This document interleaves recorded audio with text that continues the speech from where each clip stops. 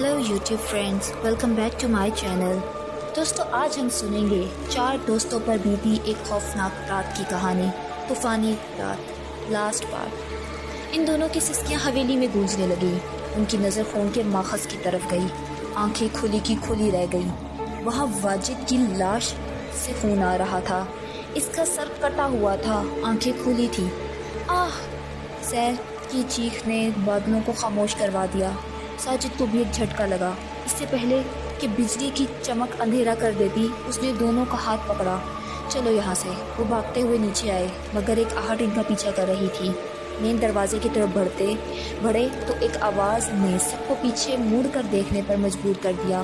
कहाँ जा रहे हो तुम सब? ये वाजिद की आवाज़ थी। तीनों इसे देखकर डर गए। वो बनियान और पैंट से तन किए हुए था। इसकी बनियान पर भी खून के निशानात थे। तुम? मगर तुम तो... साजिद ने हकलाते हुए कहा। मैं क्या? वो इनकी तरफ बढ़ने लगा। दूर हटो, हमारे करीब मत आना। हम अच्छी तरह जानते हैं कि तुम वाजिद नहीं हो। साजिद ने पीछे हटते हुए कहा, मगर वो मुसलसल करीब आ रहा था। यार, तुम कैसी बात कर रहे हो? मैं वाजिद ही हूँ। वो इनकी बातों पर हैरान था और इनकी तरफ कदम बढ़ा रहा था। मैंने कहा वहीं रुक जाओ, वरना... साजिद ने दीवार के साथ लगी एक गुलदान को इसकी तरफ फेंका। आह! पागल हो गए हो क्या? इसकी बाजू से खून बहने लगा। तुम्हारे बाजू से खून? सहर आगे बढ़ने लगी। जब इन्हें जोर से मारोगे तो खून ही बहेगा ना। उफ! सब इसकी तरफ बढ़ने लगे। अगर तुम जिंदा हो तो वो लाश किसकी थी? तानिया ने घबरा कर कहा। कौन सी लाश? कैसी लाश? वाजिद झुंझला कर बोला। यार, हमें जितना जल्दी हो सके इस हवेली से निकल जाना चाहिए। इस हवेली में ज़रूर कुछ न कुछ है। हमें यहाँ नहीं रहना चाहिए, साजिद ने वाज़ेह तौर पर कह दिया। मगर इस बारिश में हम कहाँ जाएंगे? वाजिद ने पूछा। कहीं भी यार, मगर इस हवेली में अब हम नहीं रुक सकते, तानिया ने कहा। सहर दरवाज़ा खोलने के लिए आगे बढ़ी, मगर दरवाज़ा खोलने का नाम ही नहीं ले रहा था। यार, दरवाज़ा नहीं खुल रहा। साजिद और वाजिद ने भी इसकी मदद की, मगर बेसुध। इस हवेली से निकलना इतना आसान नहीं है। एक हिस्सानी हंसी हंसता हुआ हवा में गूंजी। सब इधर उधर देखने लगे, मगर वहाँ कोई ना था। बिजली की चमक भी इस आवाज़ के मुजस्सम को सामने लाने में नाकाम थी। कौन है? सामने क्यों नहीं आता? साजिद ने ललकारा। तुम्हारी मौत। एक साया नमूदार हुआ। बिजली चमकने लगी, बादल गरजने लगे। वो साया हर गुजरते लम्हे में अपनी शक्ल तब्दील कर रहा था। पहले वो साजिद की शक्ल में ज़ाहिर हुआ, फिर सहर की शक्ल में नज़र आया और अगले ही लम्हे गायब हो गया। सब पर वहशत तारी हो गई। दरवाज़ा खोलने की कोशिश की गई, मगर वो बंद रहा। सब ने बाहर के रास्ते की तलाश शुरू कर दी, मगर रास्ता न मिला।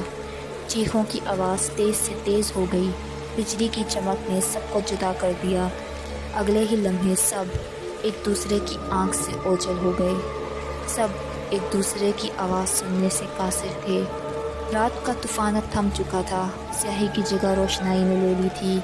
एम्बुलेंस की आवाज़ें हवेली के अंदर से सुनाई दे रही थी। 4 लाशें इनमें रखी जा चुकी थी। सब इन लाशों की हालत देखकर हैरान थे।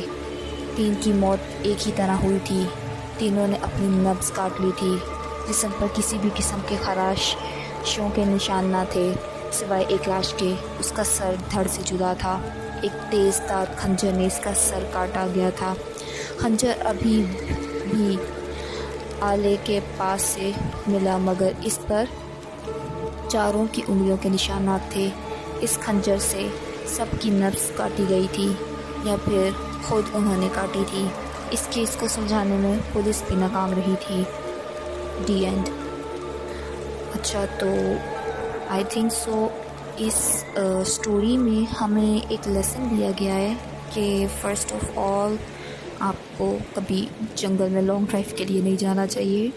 एंड सेकेंड इज़ कि पहले तो आप किसी अननोन इंसान से मदद नहीं लेनी चाहिए आपको, बिकॉज़ अगर जंगल वगैरह में आप जा रहे हैं या फिर वहाँ आपकी कार को ख़राब हो गई है और कोई स्केरी सा वियर्ड सा इंसान आपको मिलता है और वो आपको कहता है कि मेरे घर आ जाओ, या इस तरह से होता है ये जंगल और ये सारी जो साइड्स होती है जहाँ पर पहाड़ वगैरह होते हैं, इस साइड्स पे इस तरह की चीज़ें बहुत ज़्यादा होती हैं। और वो फिर क्या करते हैं, वो इस शरारत में या फिर مار دیتے ہیں لوگوں کو یا پھر ان کو کچھ ڈر سے بھاگ جاتے ہیں، کچھ خوف سے مر جاتے ہیں، میں بھی انہوں نے بھی خوف سے اپنی نفس ہاتھوں کی کاٹ لی ہو، اس طرح سے ہوا ہو۔